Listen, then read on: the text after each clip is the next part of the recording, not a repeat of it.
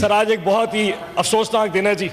جس طریقے سے آج سینٹ کو بلڈوز کیا گیا, تمام لیجسلیشن کی گئی, قانون سازی کی گئی ہے, اس طرح کی قانون سازی تو 3 سال میں پچھلے دور میں نہیں ہوئی جو آج ایک وزاداری اور سخاوت کی چیئرمین شپ میں ہو گئی ہے. یہ ظلم شاید پہلی دفعہ دیکھا ہے سر. اور جس طرح کا رات کی تاریکی میں کمیٹیاں بنائی گئی اور پھر چیئرمین صاحب اپنی معصوم, اب تو چلے گئے, معصومیت میں کہہ بھی بیٹھے کہ پارلیمانی لیڈر اور لیڈر آف اپوزیشن کل چائے پہ آ جائیں, تو اچانک تارڑ صاحب کے اعتراض پہ نے کہا جی چائے کی دعوت کینسل ہو گئی ہے, چیزیں ویسی کی ویسی اسٹیٹس کو میں برقرار ہے. میں اس ہمت کو بھی ان کو سلام پیش کرتا ہوں سر. سر میرے 2-3 ایشوز ہیں. سب سے پہلے چیئرمین صاحب ایک آرٹیکل ہے, آرٹیکل 84, جو کہ طاقت دیتا ہے آپ کو پروڈکشن آرڈر جاری کرنے کا, اعجاز چوئی صاحب کا, کسی بھی سینیٹر کا جو کہ جیل میں ہو. میری التماس ہے اس آگسٹ ہاؤس سے کہ اس آرٹیکل کو سکریپ کر دیتے ہیں سر. اس کی وجہ سر آرٹیکل کا اس کا فائدہ ہے نہ اس قانون کا کوئی, نہ ہی اس کا کبھی کوئی استعمال ہو سکا.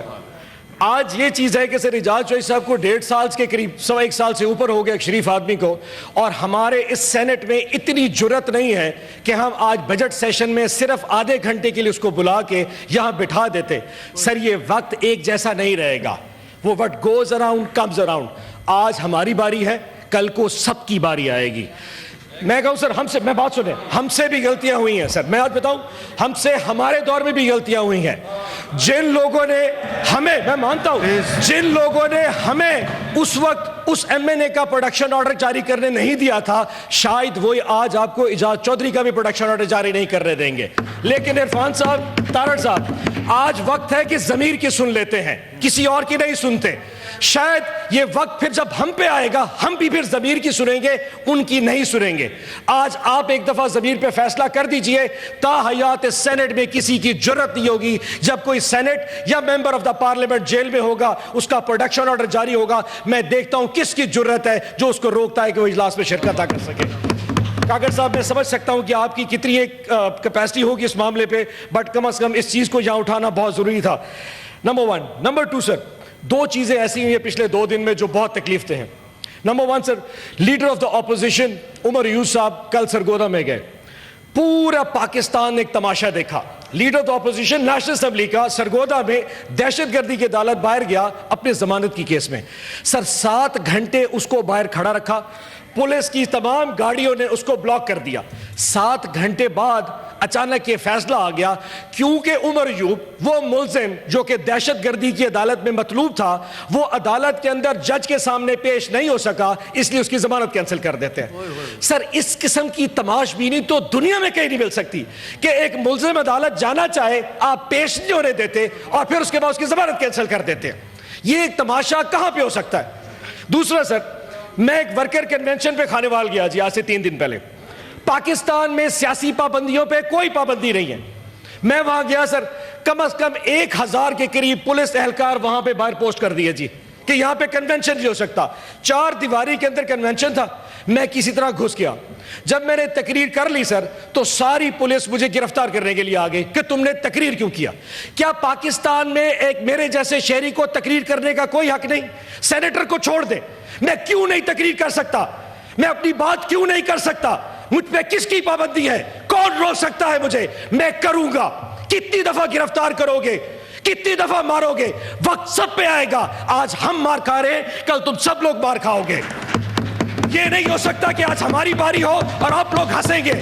ایک وقت آپ پہ بھی آئے گا. آج میں درخواست کرتا ہوں, ہمارے ساتھ اس چیز میں کھڑے ہو جائیے. ہم سے غلطی ہوئی ہے, لیکن یہ غلطی آپ بھی دہرا رہے ہیں. میرے جانے کے بعد کل اس ڈیرے پہ میرا جو ایم پی ہے فیصل نیازی, اس کے ڈیرے پہ پولیس پھر گئی, اس کے ٹریکٹر اٹھا کے لے گئے. اب ٹریکٹروں کا کیا قصور ہے؟ ٹریکٹروں کے ٹائر پھاڑ دیے, ٹرانسفارمر ٹویل کے اتار کے پھینک دیے, اس کے مزدور اٹھا کے رہ گئے, اس کے جو مستاجر جس کو ٹیننٹ کہتے ہیں وہ اٹھا کے لے گئے. اس وقت 70 کے قریب پی ٹی آئی کے اہلکار گرفتار ہیں کیونکہ انہوں نے پی ٹی آئی کا ورکر کنونشن کرایا تھا. یہ کون سی جمہوریت ہے جس میں آپ کنونشن نہیں کر سکتے, تقریر نہیں کر سکتے, اپنی بات نہیں کر سکتے؟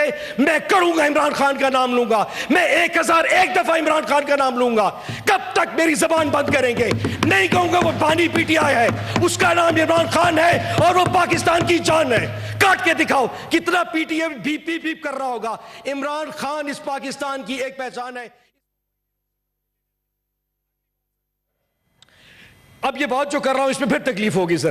ڈیفیمیشن کا لا پاس کیا انہوں نے پنجاب نے. اصل جو چیز دیکھنے کی ہے, نون لیگ تو چلے بری ہے, ہم ہر وقت کہتے رہتے ہیں, پاکستان پیپلز پارٹی بھی اس میں پوری سہولت کار ہے اس جمہوریت کے گندے نظام کو چلانے میں. ہم ہر وقت پاکستان مسلم لیگ نون پہ تنقید کرتے ہیں اور وہ لوگ برداشت بھی کرتے ہیں, لیکن اس پورے نظام میں ایک جماعت اتنی خوبصورتی سے اپنے آپ کو گڈی کھیل رہی ہے سر کہ کسی کو اندازہ بھی نہیں ہونے دے رہے, اور میں سمجھتا ہوں اس میں ان کی سہولت کاری سب سے زیادہ خطرناک ہے. ڈیفیمیشن کا لا پنجاب میں آیا تو پیپلز پارٹی نے کہا کہ جی ہمارے اس لا سے تعلق نہیں.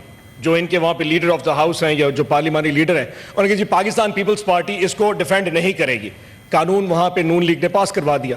جس دن پاس کروایا گورنر سے سائن کروانا تھا. اتنی کمال خوبصورتی سے پاکستان پیپلز پارٹی نے اپنے گورنر کو دبئی چھٹی کے لیے بھیج دیا, اور مجھے یقین ہے اس کے ٹکٹ کے پیسے پاکستان مسلم لیگ نون نے ادا کیے ہوں گے. وہاں 5 اسٹار میں ہوٹل کی اسٹے کری ہے. 1 ہفتے کے لیے وہ صاحب بہادر دبئی چلے گئے, اور جب وہ دبئی, صاحب بات تو کرنے دیں, ڈیفیمیشن لا میں 30 لاکھ جرمانہ نہ کرا دیجیے گا. جب وہ واپس دبئی چلے گئے تو پیچھے میں جس اسپیکر نے اپنے پارلیمنٹ پنجاب کی اس اسمبلی میں وہ لا پاس کیا تھا, وہ آرام سے گاڑی پہ سوار ہوتے ہیں اور وہاں سے اسمبلی سے نکل کے گورنر ہاؤس میں قائم مقام گورنر بنتے ہیں اور آرام سے سائن کر کے واپس چلے جاتے ہیں, اور جیسے ہی واپس اسپیکر ہاؤس پہنچتے ہیں گورنر صاحب دبئی سے پھر لینڈ کر جاتے ہیں. اور پھر اوپر سے پیپلز پارٹی کا بیان آتا ہے کہ ڈیفیمیشن لا میں پاکستان پیپلز پارٹی بالکل کردار ادا نہیں. سر یہ وہ جماعت ہے جس کی آج سٹیٹمنٹ آئی ہے کہ ہم سے بجٹ کے بارے میں نہیں پوچھا گیا, ہم سے بجٹ پہ کوئی سفارشات نہیں لی گئی, اور آج اس دن اسی وقت آج سے 3 گھنٹے پہلے پاکستان پیپلز پارٹی کا ہی رکن فائنانس کمیٹی کا پاکستان مسلم نون کی مشاورت سے ابھی بن چکا ہے. یہ کس قسم کی منافقت ہے, یہ میری سوچ سے باہر ہے.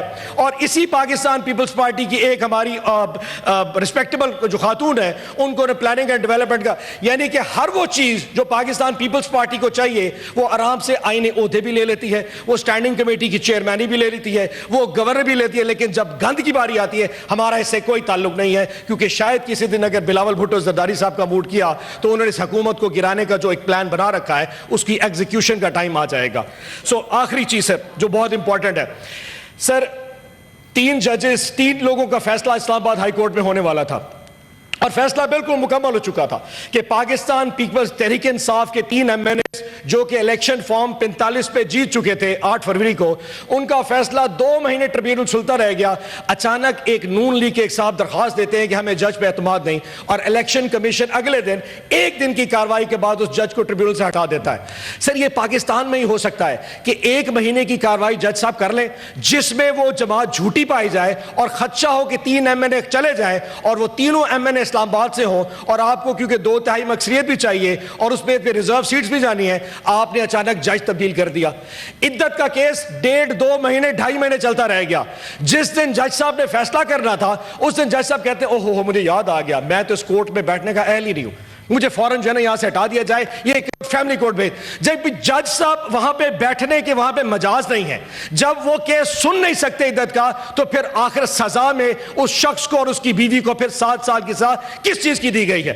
یہ کون سا قانون ہے کہ جج تو سننے کا اہل نہیں ہے لیکن ملزم 7 سال جیل میں رہے گا؟ سر یہ قانون نہیں چل رہا, یا انصاف نہیں چل رہا, یا جنگل کا قانون چل رہا ہے. یہاں جو لوگ اس جنگل کے قانون کو چلا رہے ہیں وہ بھول چکے ہیں کہ یہاں خدا بھی بستا ہے, اس ریاست میں عوام بھی بستی ہے, اس ریاست کی عوام کی بددعائیں بھی بستی ہیں. وہ وقت پھر یاد رکھیے گا, یہ وقت سب کا تبدیل ہوگا. بڑے بڑے فرعون آئے تھے, سب کا ٹائم ختم ہو گیا, آپ کا ٹائم بھی ختم ہو جائے گا. یہ یاد رکھیے. یہ جتنے لوگ اس وقت پنجاب کی جیلوں اور پاکستان کی جیلوں میں, ہماری جتنی خواتین, ڈاکٹر یاسمین, عالیہ حمزہ, سنم جاوید, یہ جتنے لوگ, اجاز چودھری, عمر چیمہ, محمود رشید, یہ جتنے لوگ جیلوں میں پڑے ہیں, ان کی فیملیز آپ کے لیے کون سی بددعائیں کریں گے, یاد رکھیے گا. اگر آپ اپنی تکلیفوں کو روتے ہیں تو ہماری تکلیف کو بتائیے. جب ہمیں یہ دیکھ کے 9 مئی کر کے ڈرایا جاتا ہے, ہمیں سب سمجھ لگتی ہے آخر کب تک یہ پاکستان اس کے پیچھے چھپتا رہے گا. جناب اسپیکر, آخری بات.